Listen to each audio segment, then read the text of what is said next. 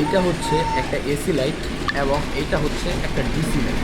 তো আমার কাছে দুইটা লাইটই পুরান লাইট। তো এই লাইটটা চলে হচ্ছে সম্পূর্ণ ব্যাটারির ডিসি কানেকশনে, আর বাইকের সাথে যে অরিজিনাল বাল্বটা থাকে সেটা চলে হচ্ছে এসি লাইট। তো এই বাল্বটা জ্বলার জন্য ইঞ্জিন থেকে ডাইরেক্ট পাওয়ার দেওয়া হয়, এই লাইটটা জ্বালানোর জন্য ডাইরেক্ট ব্যাটারি থেকে পাওয়ার দেওয়া হয়। তো অনেকে চিন্তা করতে পারেন যে এই লাইট থেকে এই লাইটগুলো লাগালে আপনার ব্যাটারির সমস্যা হয়ে যায় খুব দ্রুত। আসলে এই বিষয়টা এইরকম না। আপনার ব্যাটারি কখন দুর্বল হয় আমি আপনাদের বলি, যখন আপনারা এই ধরনের ফগ লাইটগুলো আপনার বাইকে ইনস্টল করেন তখনই আপনার ব্যাটারিটা দুর্বল হওয়ার একটা সম্ভাবনা থাকে। কোম্পানি থেকে যখন গাড়িগুলো বানানো হয় তখন এটার একটা নির্দিষ্ট ভোল্টেজ রেখেই এই লাইটগুলো জ্বালানোর জন্য বানানো হয়।